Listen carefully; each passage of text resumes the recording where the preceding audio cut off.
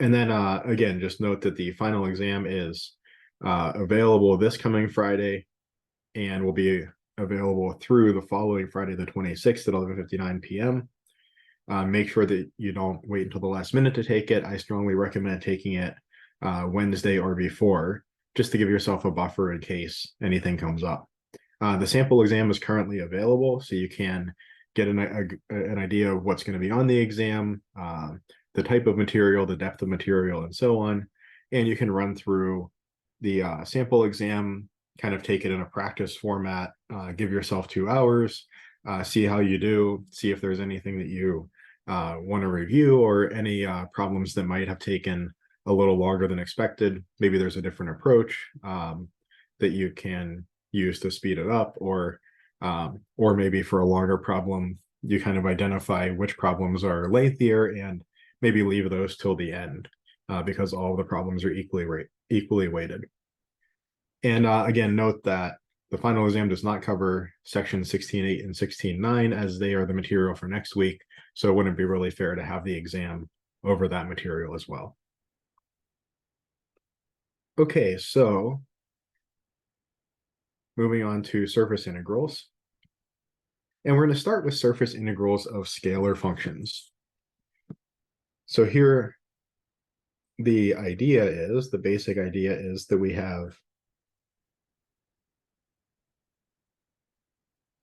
have embedded in 3 dimensions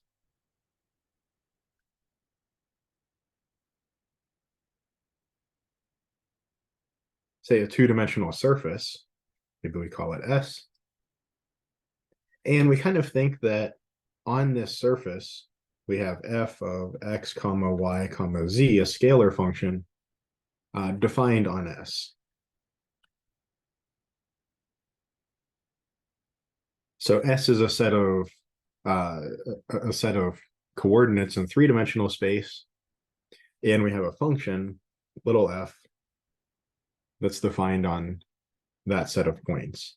So f kind of takes points from little s and maps them to a real line over here.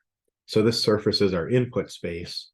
And we can think of our function maybe as being something like, if this surface represents, say, a sheet of metal, maybe this is like the temperature at each point on that sheet of metal. Or maybe f is something like the density at that point on a sheet of metal, something like that. And then we can integrate f over s. If we integrate density, we get something like mass. So maybe that would be, say, the mass of this whole sheet of metal represented by this surface. Or if we were to integrate temperature over this this sheet, maybe we would get something like the total amount of heat contained in this, say, sheet of metal. Okay, so again, I have this surface, I have a function, f at each point, and I can do something that we've seen before. I'll kind of squeeze this over here. If I have a little chunk of surface, ds, it maybe looks like this, but I can approximate it by a parallelogram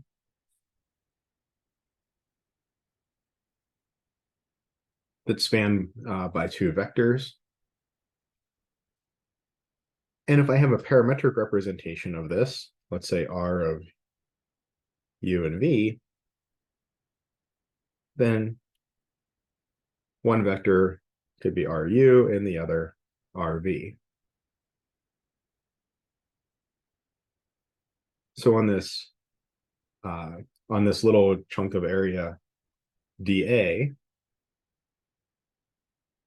well, this is going to be, ds.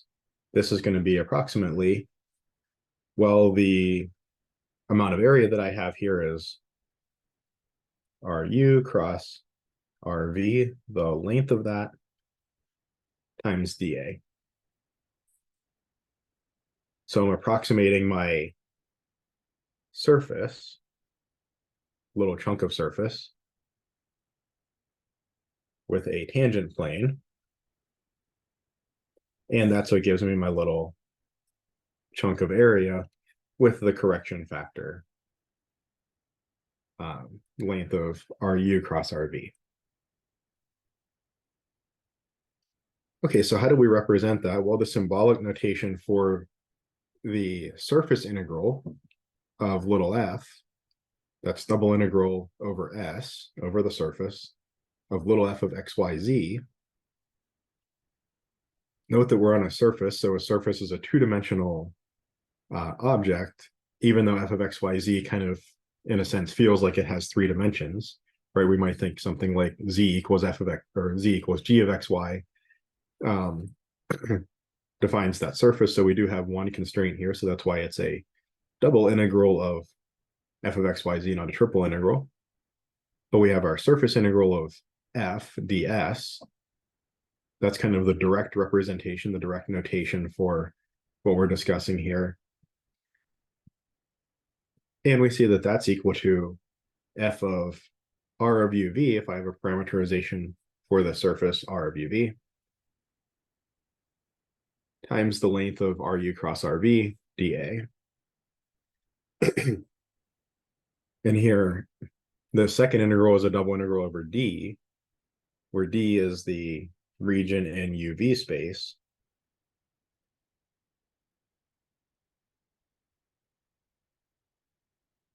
Over which I'm using this parameterization to generate this surface. And often that region turns out to just be kind of the same region that's in the xy plane that's giving rise to the surface in 3 dimensions. Okay, a couple of notes on this. Observe the similarity to the line integral formula, that the integral over a line, integral over a curve C, f of xyz ds, where ds is a little chunk of arc length, wherein d capital S is a little chunk of surface. That's equal to the integral from a to b of f of r of t times absolute value r prime of t dt. Right, these partial derivatives of r are the derivatives we're working with here. A second note, if I take my little f function, instead of being a function that changes over space, like say maybe temperature or density, if I just take it to be the function with constant output 1, I'm just integrating little chunks of surface over the surface. That is just the surface area. And I get my surface area formula from there. And a third note, we could have a surface that that we represent by z equals g of xy. What would our parametric representation be then? Well, we simply let, say, x be u, y be v, and then z is going to be g of uv. So my parametric representation is u comma v comma g of uv. And let me make this look a little nicer here. Sometimes one note messes with my formatting, but so we have these 3 components, g of uv being the third component. Well, then our surface integral becomes double integral over d, the domain, f of r of uv is just f of xy, g of xy. Here I'm kind of switching back, letting u be x and v be y again, so that we can see a little more clearly what's going on. And it turns out that my dr du just turns out to be 1 comma 0 comma dg dx. My rv turns out to be 0 comma 1 comma dg dy. The derivatives with the first, with respect to the first and then the second variable, whether we call that variable u or v or x or y, is not of much consequence. And if we take this cross product, we end up getting, rather, well, the length of this cross product, we end up getting square root of gx squared plus gy squared plus 1 dA. Again, an increment that should look pretty similar from a lot of previous work. So we can use this formula if we have z equals g of xy. Okay, let's look at a couple examples. So example one, we would like to evaluate the function, or the double integral, the surface integral of the function, y squared plus 2yz over a surface that's the portion of this plane in the first octant. So let's draw this little portion of the plane.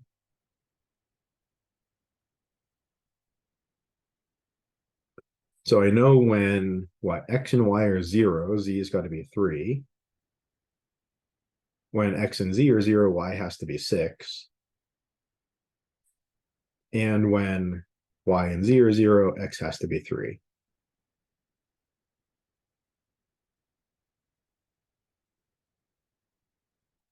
So this is my plane that I'm interested in here. And again, I can think of this as maybe a thin piece of sheet metal or something like that. And this function in here is representing maybe, say, temperature at different points. And I'm looking to take this surface integral of this integrand. Okay, so how can I go about this? Well, I do see that I can pretty easily define my surface in terms of z as a function of x and y.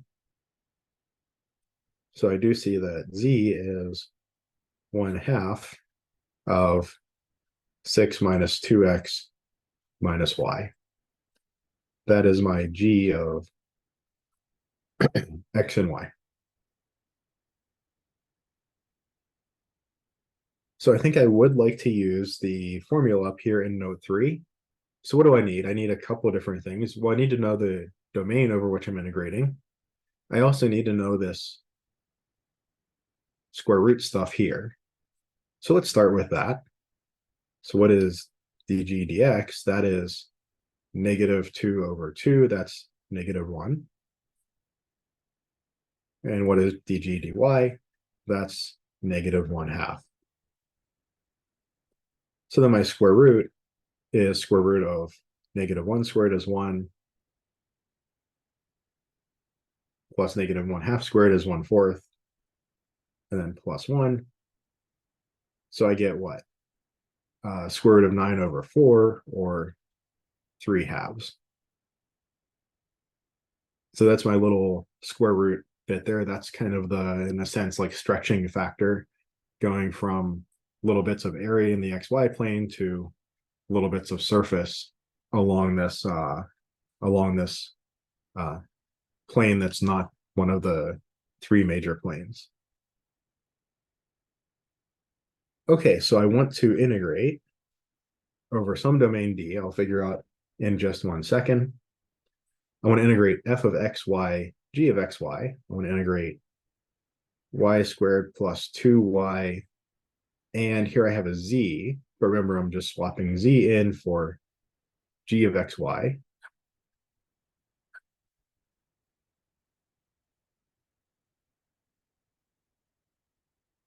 So that's f of xy comma g of xy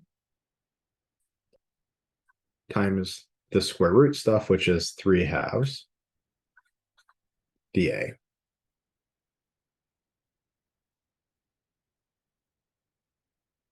Okay, so then what's my domain of integration? What is D? Well, I see in the xy plane, it looks like x goes from what? 0 to 3. Y goes from 0 to 6.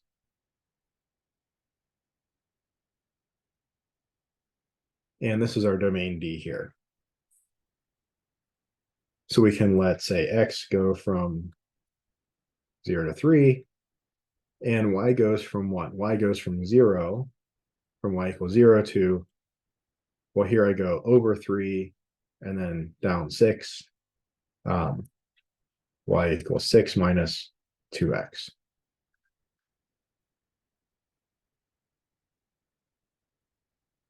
Okay, so y goes from 0 to 6 minus 2x, and x goes from 0 to 3.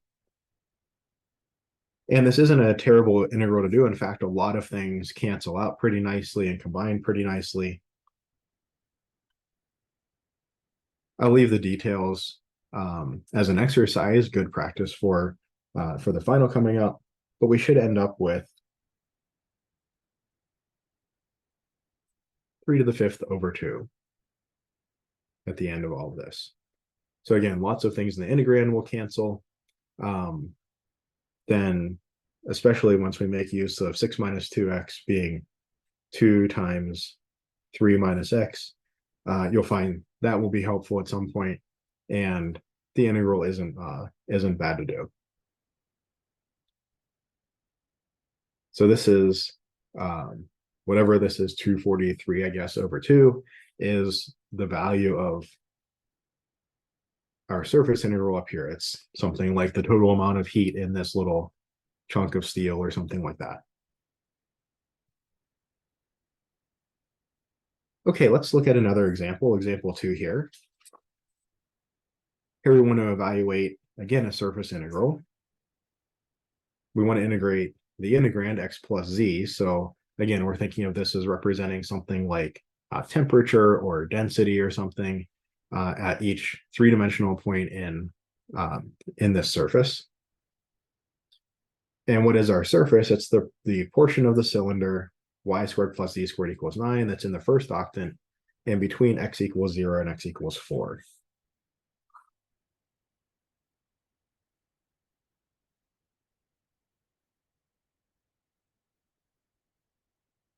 Okay, so I see that my surface isn't, its shape isn't dependent on x. So when x is 0, I have a circle of radius 3. And when x is 4, my cross section is also a circle of radius 3.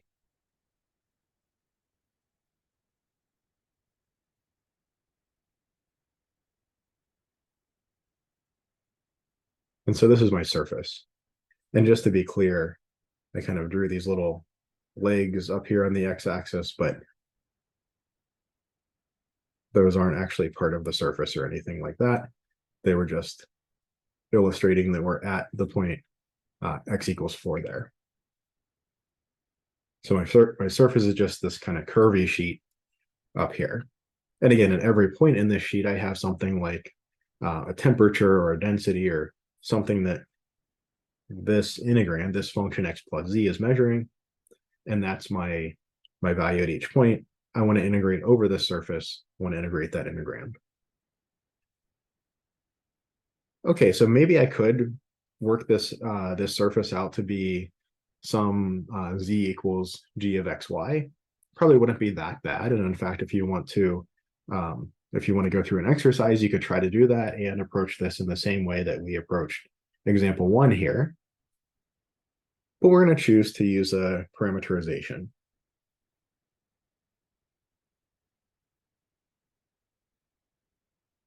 So here I see that x is kind of free to vary.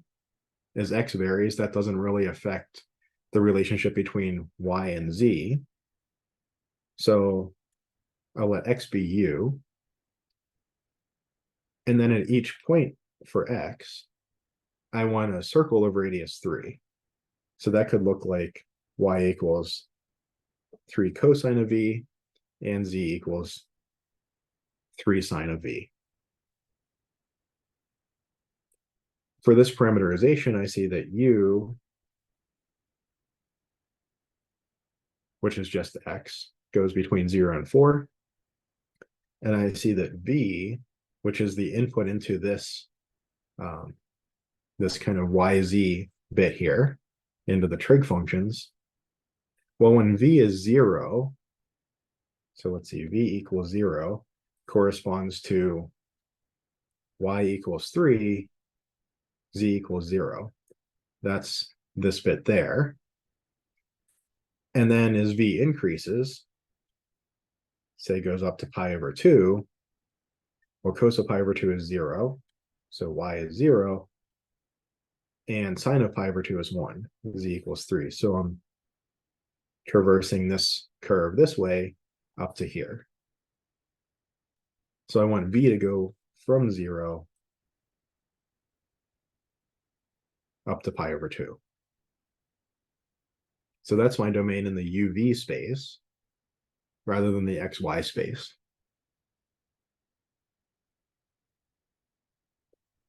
Okay, what else do I need? Let me actually grab the formula from up here and bring it down.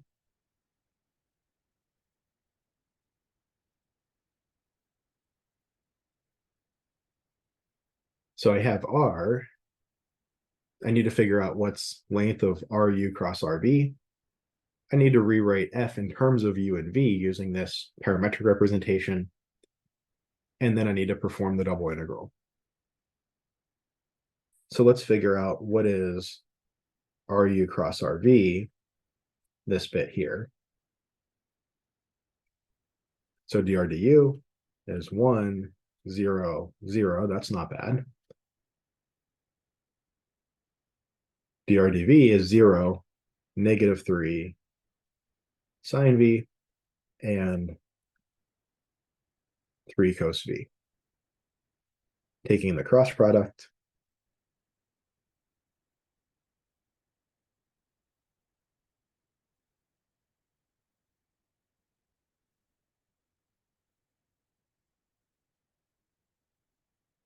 my cross product got a little misaligned there. Let me actually fix that, because when we're doing this kind of visual method, it is kind of important to have things lined up right.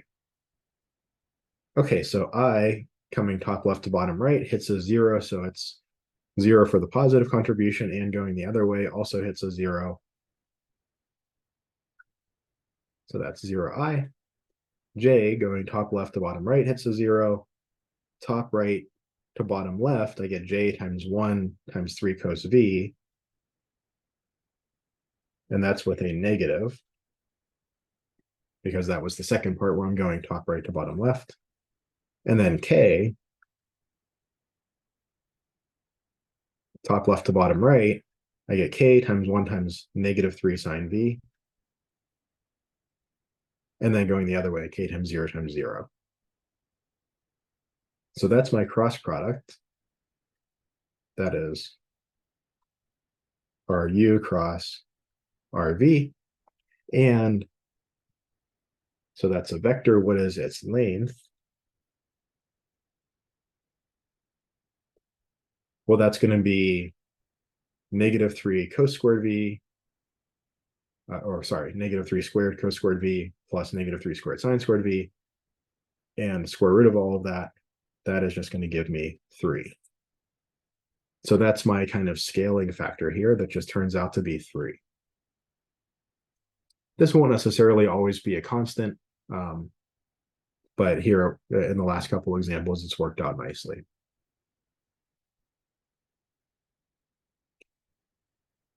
Okay, so I need to do my double integral. U goes from 0 to 4, v from 0 to pi over 2. Now, one more thing I need to do is rewrite my function f in terms of u and v. So x plus z is u plus 3 sine v.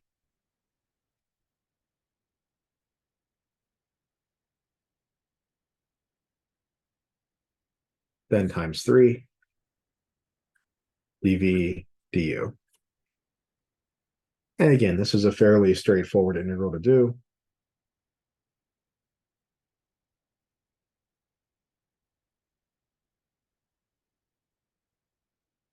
And it results in 12 times pi plus 3.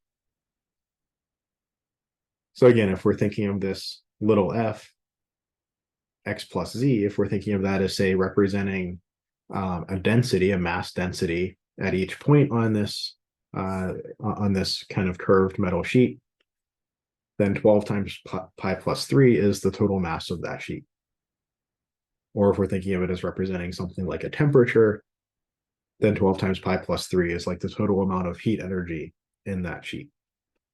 Something along those lines. Any questions so far?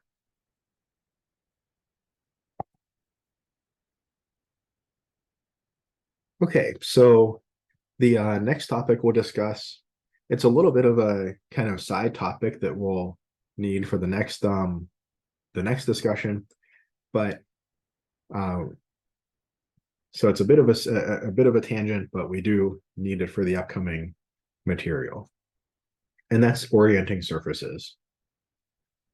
So consider a surface given by, say, z equals g of xy.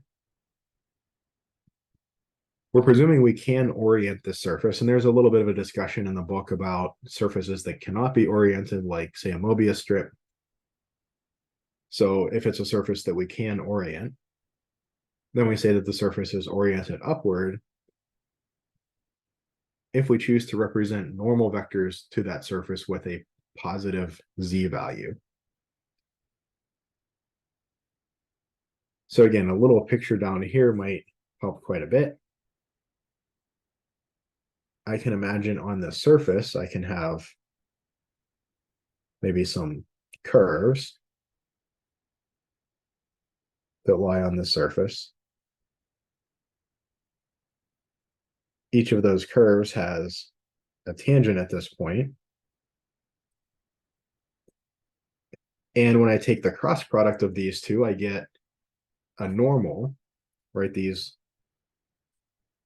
two vectors span a tangent plane.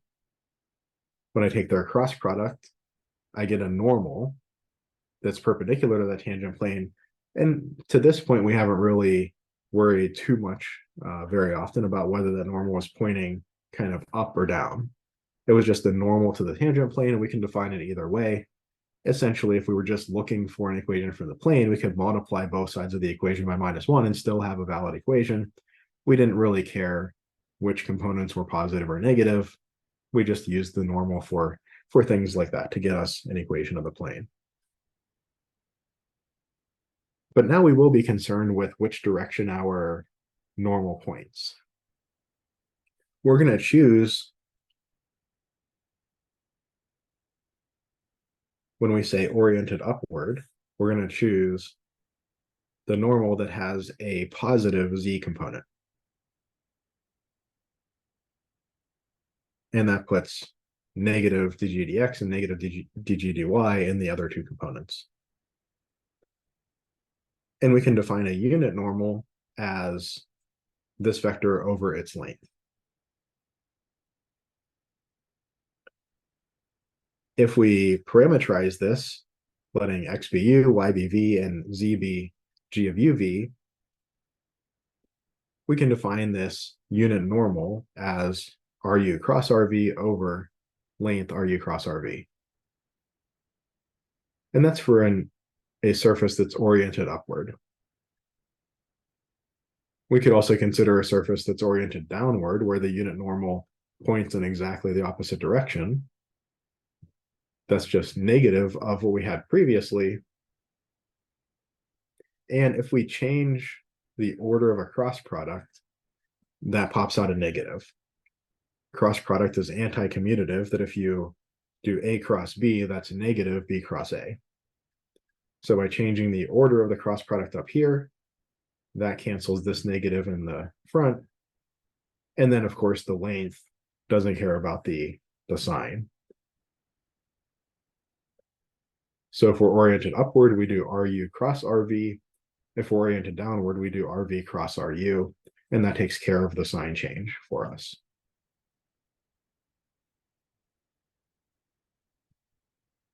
And so again, if we have a surface that's orientable, again, a little more information in the book on what exactly that means. Then we can choose to represent the normals pointing up or pointing down. This is just a little more, a little better of an example with multiple normals, showing that, of course, the normals at different points on the surface are going to point in different directions typically.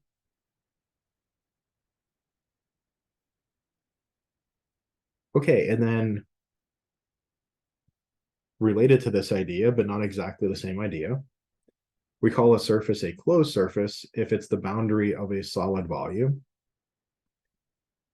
Or another way of saying this is we call a surface a closed surface if the boundary of the surface is the empty set. So if the surface is the boundary of a solid volume, or if the boundary of the surface is non-existent, then we call it a closed surface. For a closed surface, we define the quote positive orientation. So if it's positively oriented, to be the one for which the normal vectors point outwards. So again, if I have a surface here, like on the right, for any little bit of surface, I have some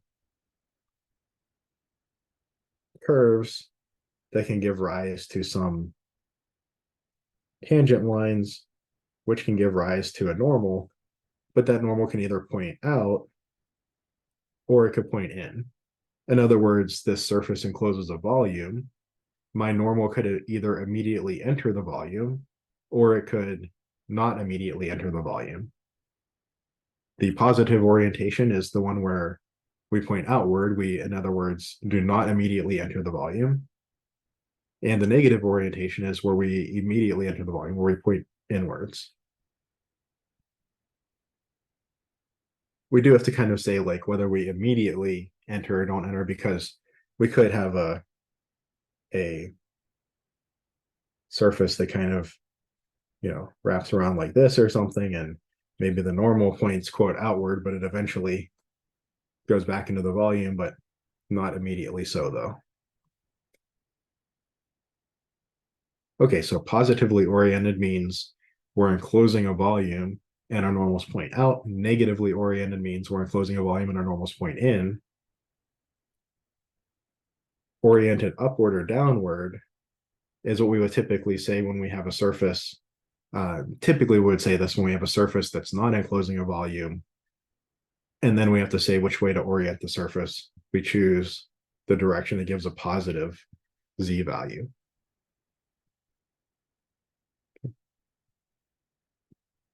Okay, so with that being said, let's turn our attention to surface integrals, but now of vector fields.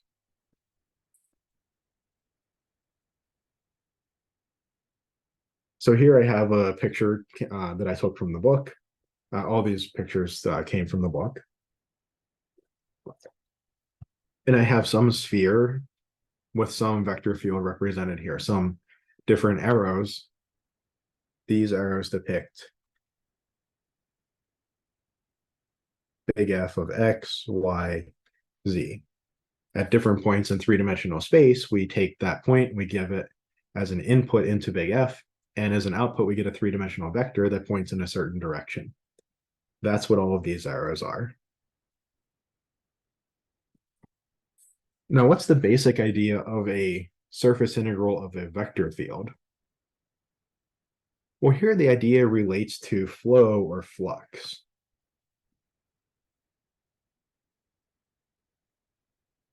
That's kind of the application that we think of here. It's a different application than when we were thinking of surface integral of a scalar function. So what I'm thinking of here is I maybe have inside of this sphere, maybe I have some water, or maybe even better, some gas. And that gas could be expanding or contracting, heating or cooling. It could be swirling around or moving around. But I have this ball here, this sphere, and I think of the sphere as not restricting the gas. It's not like I have the gas trapped in the sphere, but it's kind of like a mesh where the gas could enter or leave, and I can detect it entering or leaving, or I can detect it crossing this boundary. And my question is, for this vector field that's representing how these gas particles are moving, whether they're moving out or in, swirling around, whatever they're doing, how much are they kind of flowing out through my sphere? So in other words, there are some places that I have a vector, maybe like this one here that I've already pointed to, where if I think of the normal vector, if I had a vector at this point that was pointing in the direction of the normal vector, that's kind of like flowing out as much as it can and flowing like around on the inside, essentially none at all. If I have a vector that's perpendicular to the normal vector, which it kind of looks like this one might be, then around there, the gas is just kind of swirling around inside of the sphere and really not leaving at all. It's not going out of the sphere. It's kind of staying contained in the sphere. On the other hand, if I look maybe at, say, this vector over here, my normal here would be basically parallel to it.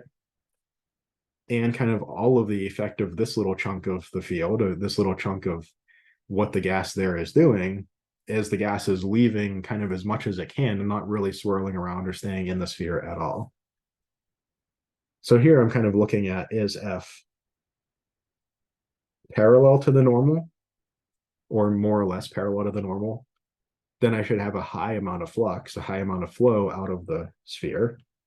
Or is F like perpendicular to the normal, in which case I should have very little flow out of the sphere, or is it maybe somewhere in between?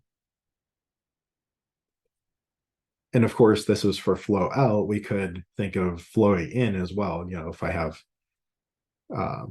had a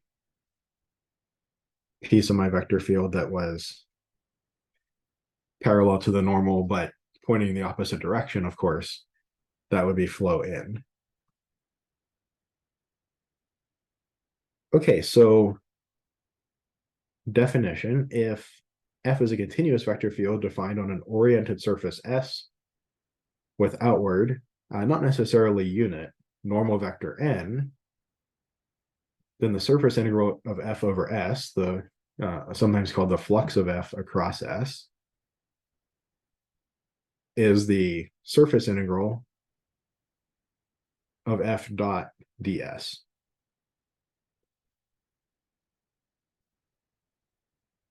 And that's the surface integral of F dot n ds. So that's what we mean by this d vector S.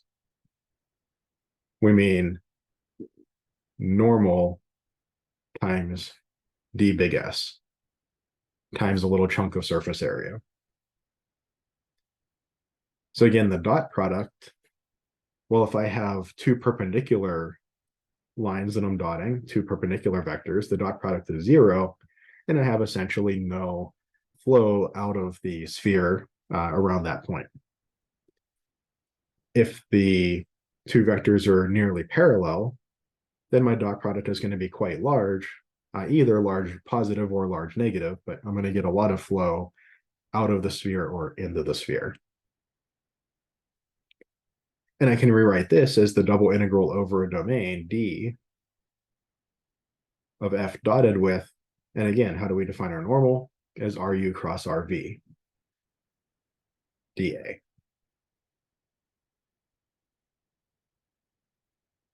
If our surface is given by a function z equals g of xy, and if our vector field F equals PQR, all of this stuff in F is, of course, functions of x, y, z, then the surface integral of F dot ds, or F dot n ds, turns out to be this integral, the double integral over d of negative p dg dx minus q dg dy plus r. And that's integrated dA.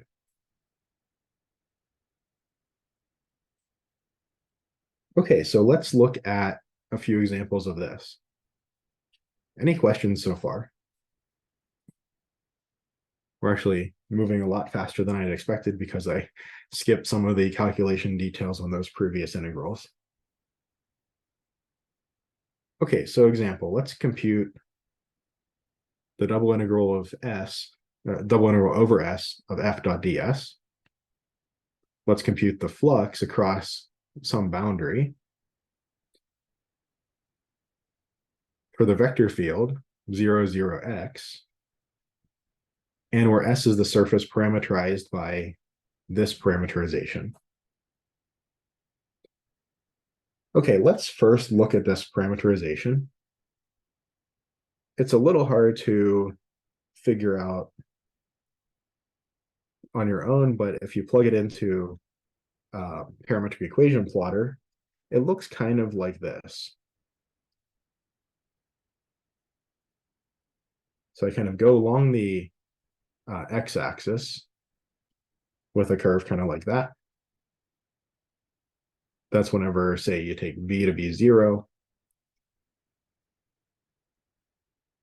I come down and intersect my xy plane, maybe somewhere about here with this curve, say, representing the intersection.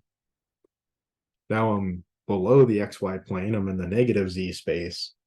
I have a function that, a piece of the function that looks something like this, and then kind of comes back up.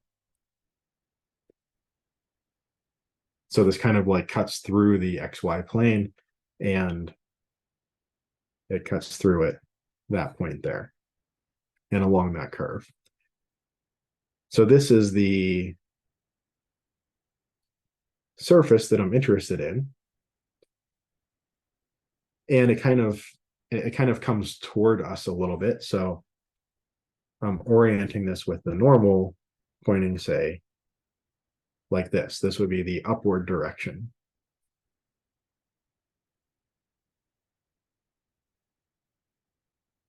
And that is the normal.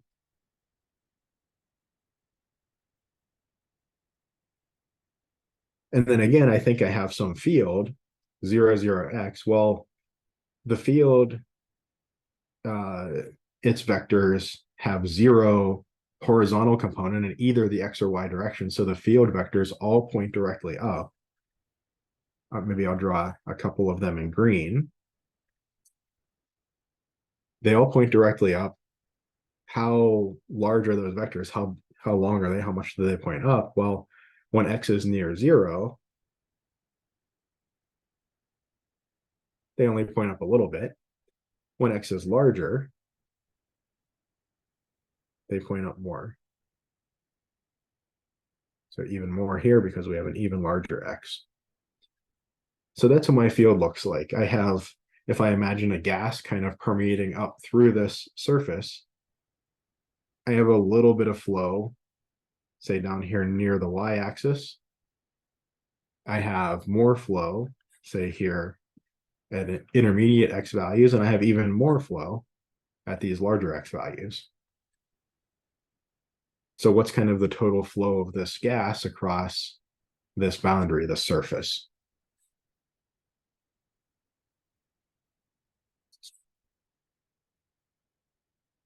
Okay, so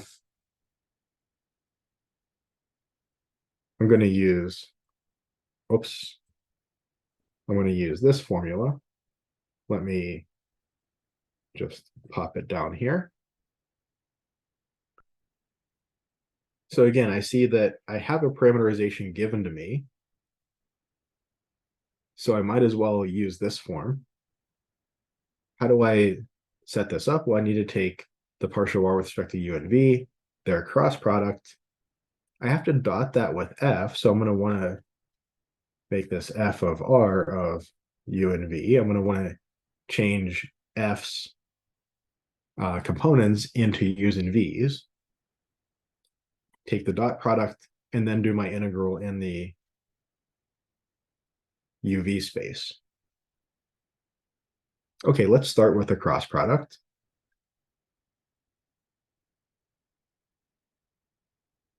So dr du, that gives me 2u for the first component. V is the second component, its u derivative is 0. And the third component is u cubed minus v squared. The u derivative is 3u squared. And then for dr dv, first component has no v's, its v partial is 0.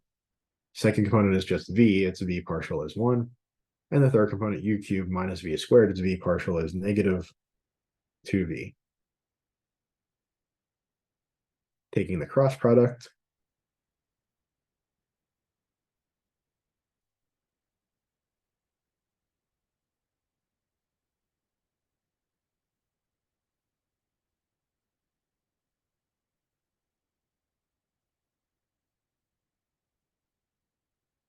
Okay, so what do I get? I get I times 0 times negative 2v, and then minus I times 3u squared times 1. So I get a minus 3u squared for I.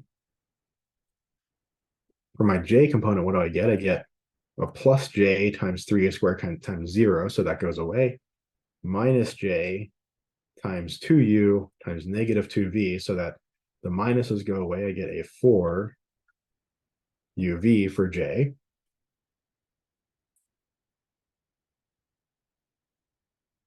And then for k, what do I get? I get k times 2u times 1 minus k times 0.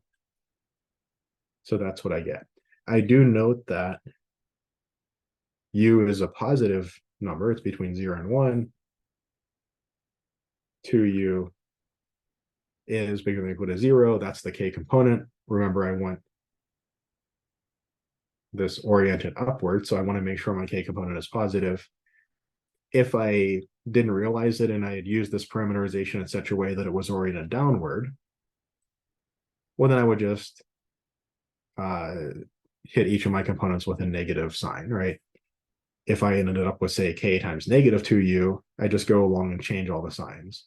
Plus 3u squared minus 4uv, and then plus 2u to get the normal that just points in exactly the opposite direction.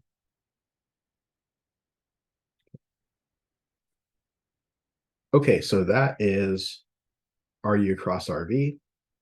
It is, and I'll write it a little bit nicer here for doing the dot product, negative 3u squared, 4uv, 2u. I also need f, but f is actually not that bad. It's 0, 0, and x, well, what is x? X is just u squared. I don't know why I drew my f so misaligned with the vector above it, which we're going to be dotting it against. Let's line them up a little better. There we go.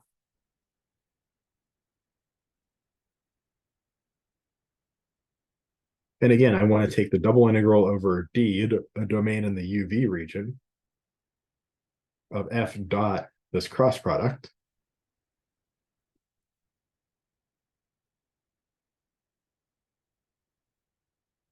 So that gives me 0 and 0 for the first two terms, and then 2u cubed. That's all that I end up getting for f. So not too bad to integrate. And my surface integral of f dot ds then is the integral. Remember, my u and v just go from 0 to 1 for both of them.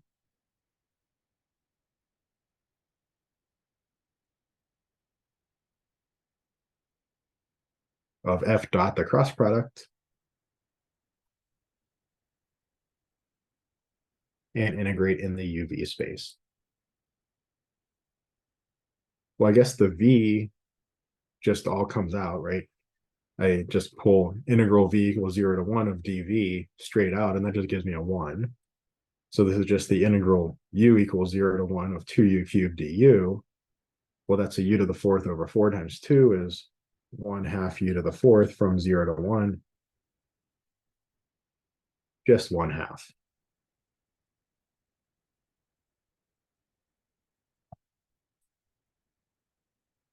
So again, kind of the net flux or the net flow of, say, gas through this surface, where some places have very little flow and some have more flow. So that flow is 1/2 of whatever unit. If you want to know what the units are, I suppose ask a physicist or a chemist.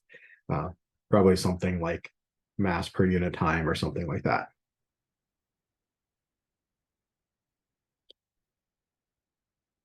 Okay, so what about this next example? Here I want to compute the flux across a surface given by z equals g of xy equals 4 minus x squared minus y squared, where x squared plus y squared is less than or equal to 4. So here I have some surface, but instead of being kind of naturally defined parametrically, I've defined it here as a function of x and y. It's oriented upward, and where we have a fluid of unit density that's flowing according to the flow rate F equals XYZ. Okay, let's draw a picture of this.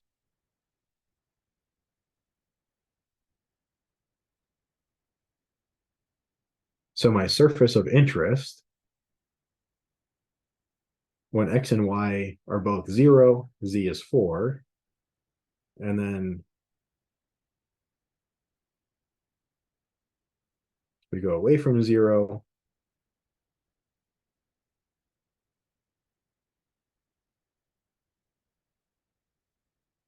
so I have this kind of dome here, this parabolic dome. That is my surface. That's my surface. That's my g of x, y. I also have a vector field that also exists in this three-dimensional space. F equals xyz, that just kind of points out from the origin.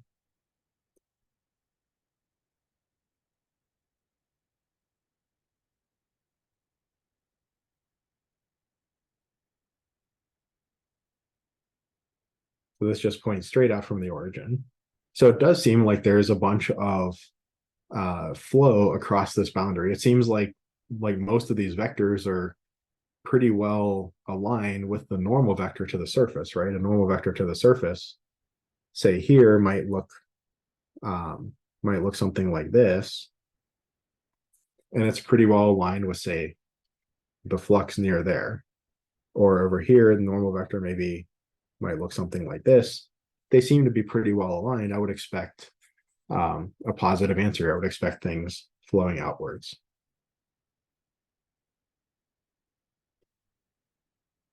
Okay, so now that I've got an idea of what's going on, I've got this surface defined by g of x, y. I think I had an equation for that up here. Yeah, so if z is g of x, y, and f equals pqr, I can use this formula. Now, this formula, it's no different than this one. It just saves me from having to do the parameterization. R equals u comma v comma g of uv and go through all of the cross product and all of that. It's just all of that's been pre-computed and taken into account here. So I'll just use this formula. I see that big F, which is P, Q, R, is X, Y, Z. Little g of X and Y is 4 minus X squared minus Y squared. And we're integrating over a region in the XY plane. Well, X squared plus Y squared less than or equal to 4, that's a circle of radius 2.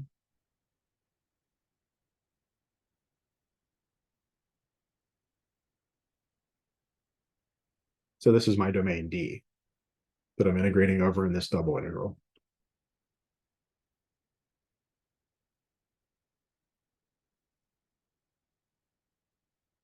So I want to take the double integral over D of what? Well, negative P is negative X. dg dx is negative 2x. So this is all of that. And then minus q, so minus y. dg dy is minus 2y.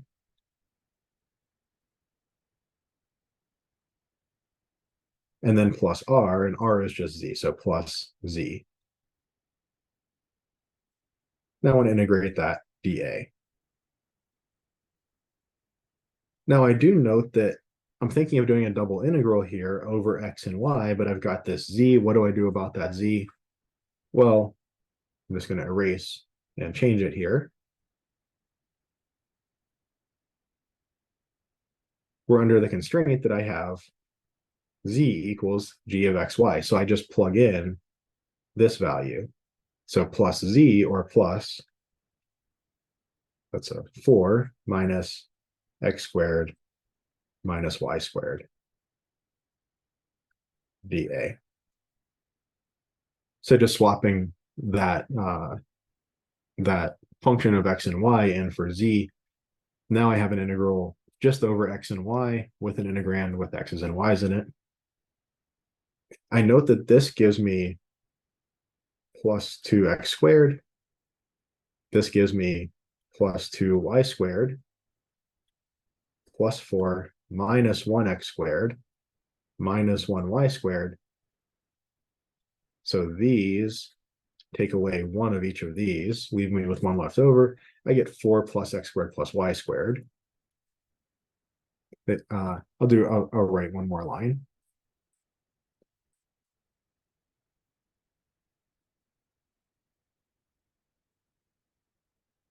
So I get 4 plus x squared plus y squared integrated over this nice symmetric region D with respect to area. Well, this is, of course, going to work out nicely as a polar integral, r dr d theta. Here r goes from 0 to 2, and theta from 0 to 2 pi. All of the stuff on the inside is independent of theta, so I just get 2 pi. Integral r equals 0 to 2 of 4r plus r cubed dr. This is 2 pi, 2r squared, plus 1/4 r to the 4th from 0 to 2. At 0, these go away, so I get 2 pi times what? 8 plus 16 over 4, or that's 24 pi. So I have somewhere in the ballpark of 75-ish units of gas or whatever fluid flowing across this this surface when it's moving according to this field.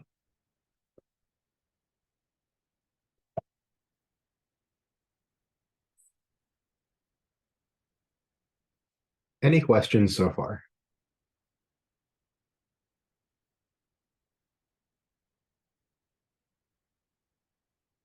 Okay, so on to example 5 then. So here we've got a bit of a complicated example. It's not too bad once we break it down into its component pieces, but at first glance, it looks very complicated. So let's start pulling this apart and trying to get it down to something simpler.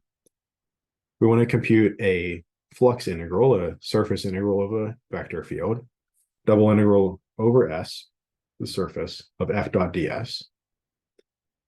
My vector field is given here, y comma yz comma z squared. And S is the positively oriented surface. That's giving us a clue that we think S is going to be a closed surface. It's going to enclose a volume. Positively oriented, my normals I want to point outward, away from the enclosed volume. The quote side is parameterized this way. And if I look at this, I see that, I know sometimes U and V are a little hard to see on Microsoft's math font, but see the difference. But I see that x equals 2 cos u, y equals 2 sine u, z equals v.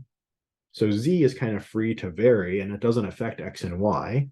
So I'm going to have something that is just a copy going up and down z.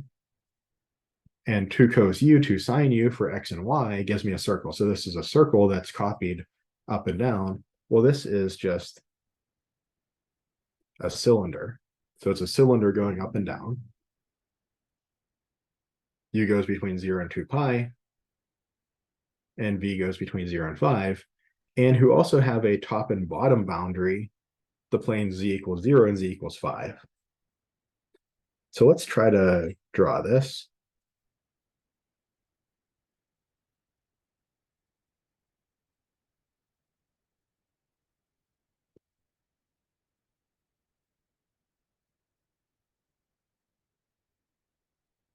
Oh, let me make another go at that.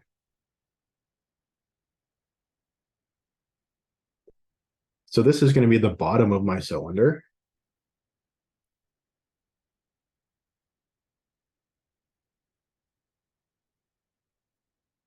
That's the bottom, z equals 0. I have kind of the sides of my cylinder. And then I have a top.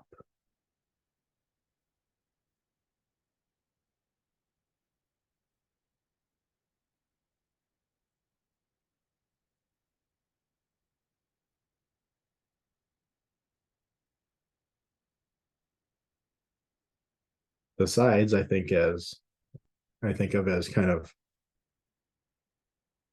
being this surface that's really the cylindrical surface. And then I have a top and I have a bottom. So the sides are really the bit that's given by kind of the complicated parameterization. The top and bottom shouldn't be super difficult to work with.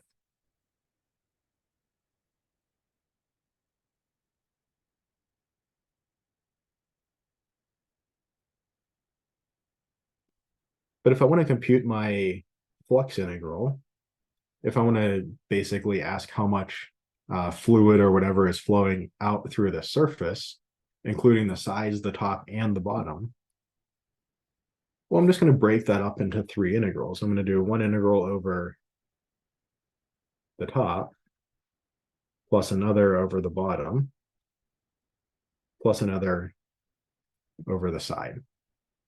So I need to compute these 3 surface integrals.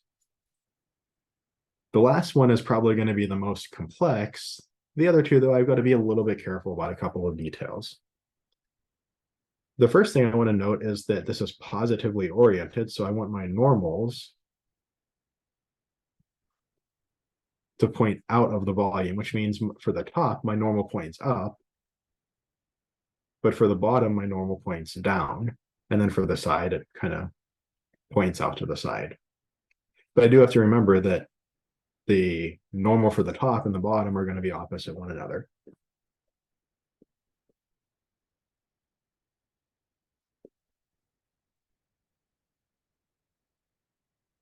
All right, let's start with the top. So for the top, I have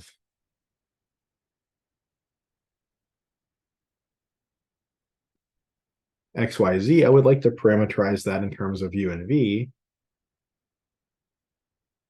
Let me give it a name, R of UV. I can let X and Y be free. X and Y can span over some domain. And then Z, well, Z is just always 5.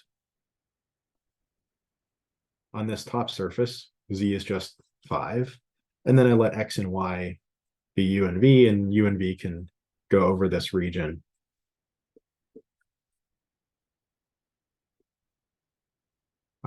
This circle of radius 2.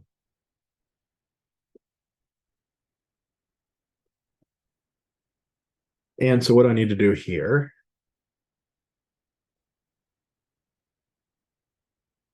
let me copy this down just for reference.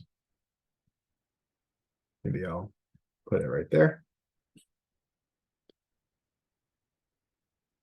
I guess I could do all of this kind of stuff, but I see that I really just need to do F dot normal, and I can't seem to select that without selecting all kinds of crazy stuff, but I need to do F dot a normal. Well, I know that the normal is just K. Right. I could get that by doing RU is 1, 0, 0. RV is 0, 1, 0. And then RU cross RV. Well, that's just I hat cross J hat. That's just K hat.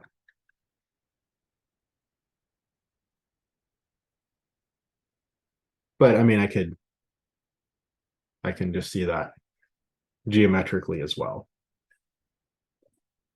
So I need to take the double integral over D, which is this region.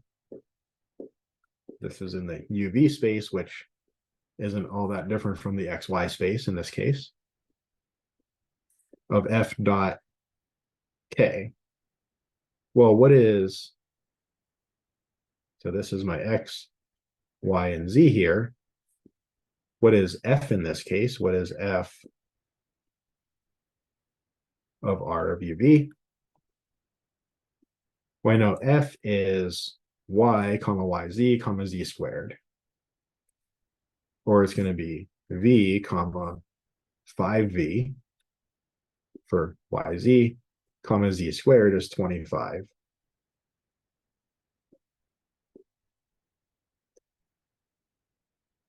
Well, I need to do f dot k. Remember, this was k hat in this case. Well, f dot k just gives me the number 25 dA. Well, this is just 25 integral over d dA. That's just 25 times the area of that circle. And the area of a circle of radius 2 is pi r squared, 4 pi. Okay, so I have 100 pi units of whatever fluid flowing up out of the top.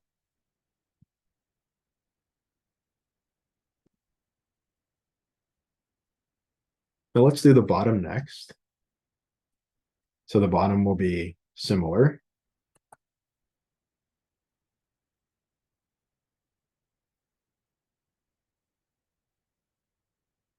So first off, the bottom, it gets basically the same parameterization, except that z is always 0.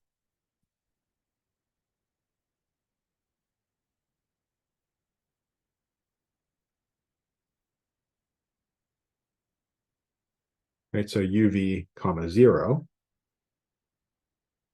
I see that my normal is negative k.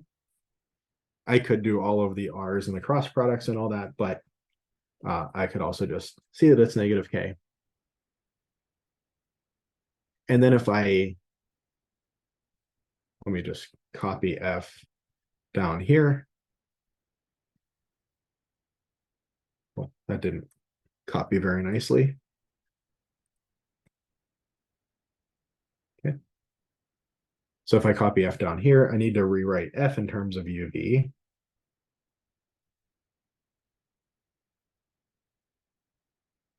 So y is v, yz is, well, that's v times 0 is 0, and z squared is 0. Remember, I'm taking f dot the cross product, but here this is just negative k, or 0, 0, negative 1.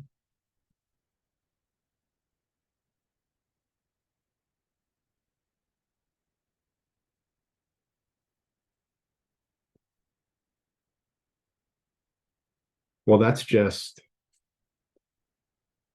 so here k is 0, 0, negative 1. That's v times 0 plus 0 times 0 plus 0 times negative 1. That's just 0.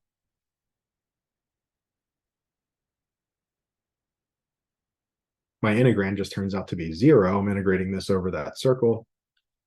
This is 0.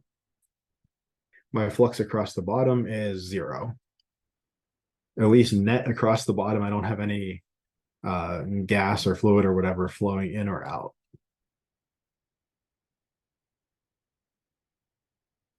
Okay, now what about the sides? So this is going to be the one that's a little bit tricky. I think I'm actually going to, well, I'm going to write sides down here and then copy a couple of my formulas down so I don't have to keep jumping back up top. So for the sides, this is one formula. Oops. This is one formula I'm going to need.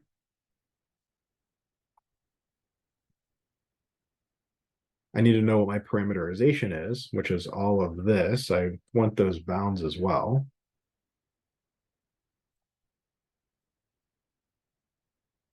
It's not wanting to copy these vectors very nicely, but okay, not too bad.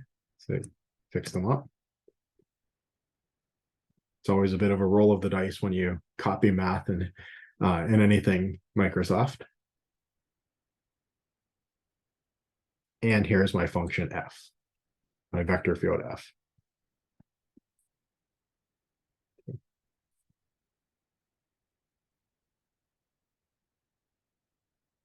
Okay, I think that is all that I need. So here I'm looking for the flux through the side, through this green kind of cylindrical portion.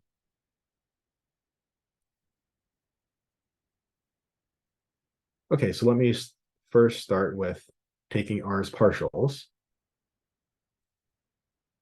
dr du is -2 sine u, 2 cos u, and then my third component of R is v, so the partial of the third component with respect to u is 0.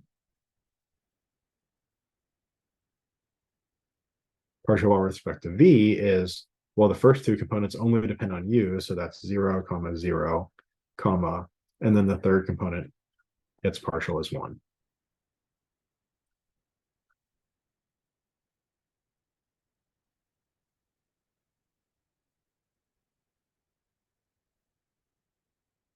Okay, take the cross product.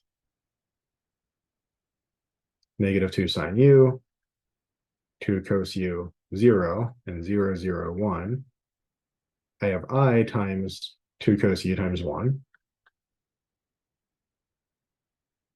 So I times 2 cos u, and then minus I times 0 is 0, plus j times 0 minus j times -2 sine u times 1. So that's plus j times 2 sine u. And then k times -2 sine u times 0 is 0. And then minus k times 2 cos u times 0 is 0k.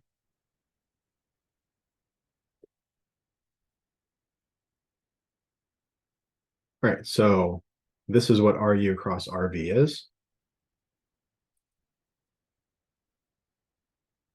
Rewriting F in terms of U and V, well, Y is 2 sine U.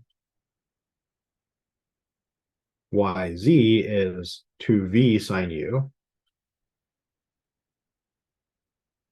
And Z squared is V squared.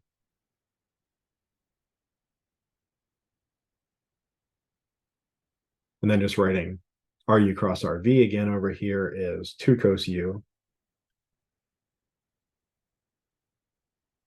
2 sine U, and 0. Okay. Just kind of as a side note, note that an RU cross RV are normal. Our K component ended up being 0. That makes sense because we would expect only horizontal vectors coming out of a cylinder like this, a cylindrical side like this. So just minor note, kind of tying things back into that geometric structure that we are dealing with in the background. Excuse me. Yeah. So the F that you just found, how do you get a 2v sine u out of y times z? Yeah. So my parameterization up here, this is X, this is Y, and that's Z. Yeah. So then Y times Z is just V times 2 sine U. Yep. Sorry about that. Thanks. No, you're good. Yeah. No, that's a good question. There's just a lot of moving parts in these integrals and just a lot of things to switch back and forth and all of that. Yeah, so definitely, I mean, good question. It can be hard to see where different pieces come from when there's so many moving parts in all of this. Yeah, now especially whenever we're writing equations and not really explicitly writing out all of our arguments of where we're dealing with x's, y's, and z's, and where we're dealing with u's and v's and all of that. So this really is F of R of U and V in this case over here. Yeah, thank you. Oh, sure.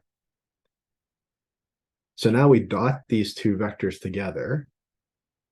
And so F dot, the cross product gives me what? 4 sine U cos U plus 4V sine squared U plus 0.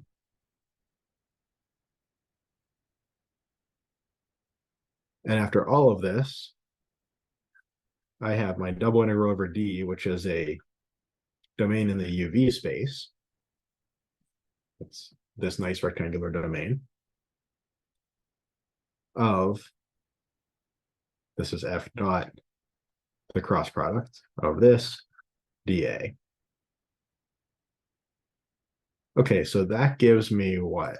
Integral v equals 0 to 5. Integral u equals 0 to 2 pi. Well, for sine u cos u, I'm going to switch that around a little bit. I'm going to make that a 2 sine of 2u, just with the double angle identity for sine, plus 4v sine squared u du dv. The reason I did that is I know that sine of 2u, well, that actually has period pi. So 2 pi is just 2 full periods. That's going to integrate to 0. The positive bits and the negative bits are going to perfectly offset one another for that piece. I still do have to do my u integral for this bit here, but I see that if this first term is 0, then my integrals, I can just pull them apart. I can get integral v equals 0 to 5 of 4v dv. Integral u equals 0 to 2 pi of sine squared u du. And I ended up getting what from that? I ended up getting 50 pi.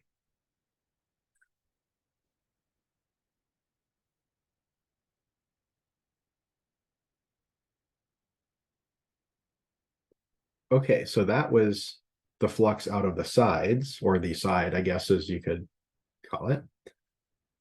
So from up here, we had, I wrote a little too close to the bottom, but we had coming out of the top was 100 pi. Out of the bottom was 0, and out of the sides was 50 pi. So the whole thing is 150 pi. That's the whole amount of stuff that we have leaving this kind of cylinder with the top and a bottom. So again, a lot of things to keep straight, a lot of things to be kind of careful about, making sure that our normals are pointing in the right direction, right? I suppose it wouldn't have mattered here, we'd have got 0 either way, but if we had some stuff flowing out of the bottom, we'd have wanted to really make sure that that normal was pointing down and not up. These normals on the sides kind of naturally pointed outward, so we were good there. But we did, want to make sure that that was actually happening and so on. So again, lots of moving parts, lots of formulas. I think if you take it one piece at a time, it's not so bad. But, sometimes there's a tactical issue. It's just like, how do I take the next step or two? What's the next thing that I need to do? And sometimes there's a strategic question, like I have this crazy cylinder with a top and a bottom. How do I strategically approach this? Like understanding that I want to break it up into 3 integrals and then attack them each separately.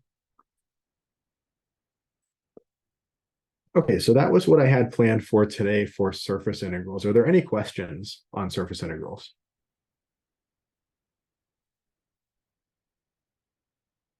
Okay, so again, the supplement on 16.6 is posted. And we have 16.8 and 16.9 Stokes and divergence coming up. Those are coming up next week. I'm going to try to have the divergence theorem supplement posted this week. But again, Monday the 22nd will be the latest that I'll have that posted. But I'm going to shoot for this week, and Monday will be the latest. So if there aren't any questions, then we'll end a few minutes early today and give you a little extra time to either work on homework or study for the exam. All right, I will see you all next week. Have a good weekend.